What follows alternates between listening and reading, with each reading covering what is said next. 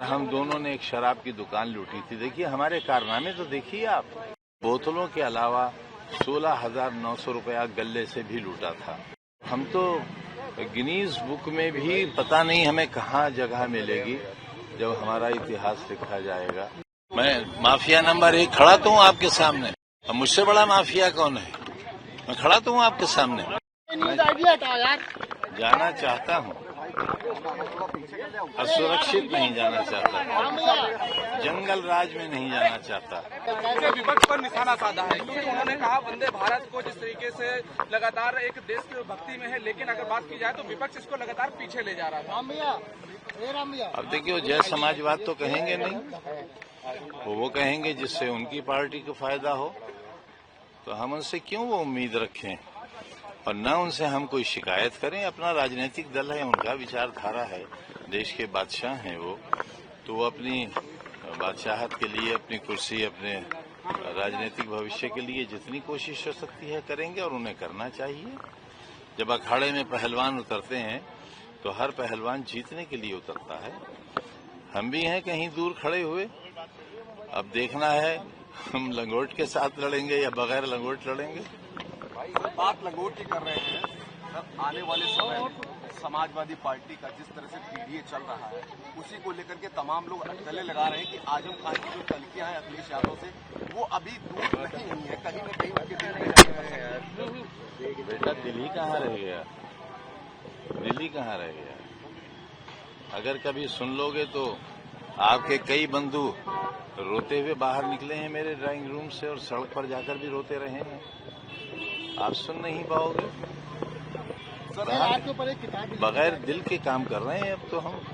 कहा यह भी जा रहा है कि शायद कि इलाज कराने के लिए बोला गया कि आप लखनऊ कराइए, तो शायद आपने उसको लेकर के कहा था कि मैं रहूंगा कहाँ। बार मिनिस्टर था, जेड श्रेणी की सुरक्षा थी और मेरी बीवी उस वक्त एसोसिएट प्रोफेसर थी और हम दोनों ने एक शराब की दुकान लूटी थी। देखिए हमारे कारनामे तो देखिए आप।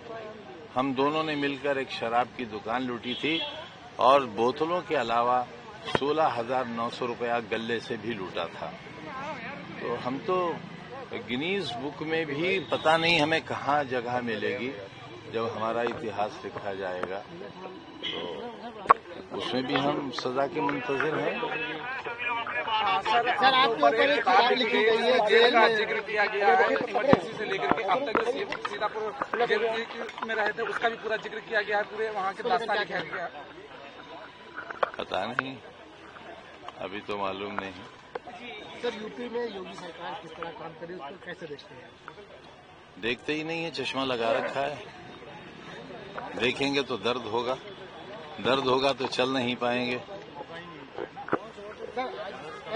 सर कोई भी प्रदर्शन होता है उसमें जय श्री राम का नारा, जय बजरंग बली का नारा लगाया जाता है, क्या कहना चाहेंगे इस नारे के लिए? बहुत बुरी बात है, लेकिन कोई नारा किसी में दहशत पैदा करने के लिए ना हो।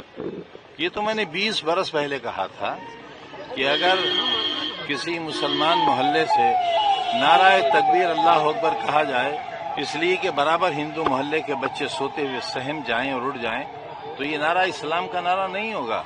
ठीक उसी तरह अगर हर हर महादेव का नारा इसलिए लगे कि मुसलमान दहशतजदा हो जाएं, वो भी सही नहीं होगा।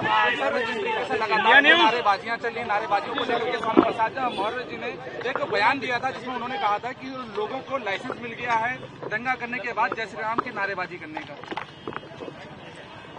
अब उनकी बात का तो जवाब मुझसे न लीजिए आप, तो अच्छा है, हमारे मित्र हैं और हम चाहते हैं कि वो शुभ शुभ बोला करें और आजकल बोल रहे हैं शुभ। आप अगर सुनते नहीं है तो आपकी गलती है। अब पता नहीं किन हालात में क्या कह दिया होगा। सर आखिरी आई है सबीतुल्लाह खां, वो कल आपको मुलाकात दिए थे और मुख्तार अंसारी की जमीन को खाली कराकर वहाँ 72 फ्लैट आवंटित कर दिया गया, क्या कहना चाहेंगे? कुछ भी नहीं कहना चाहेंगे, क्या कहेंगे? हमारी भी रोजी रोटी का कहीं ठिकाना था, वहाँ भी बुलडोजर चला। 2027 के चुनाव को लेकर के अखिलेश यादव लगातार पीडीए को लेकर के सक्रिय हैं। पीडीए पंचायत भी किया गया, पीडीए को लेकर के आपकी क्या राय है सर, क्या कुछ कहेंगे? 27 में क्या और कुछ भूमिका होगी आपकी?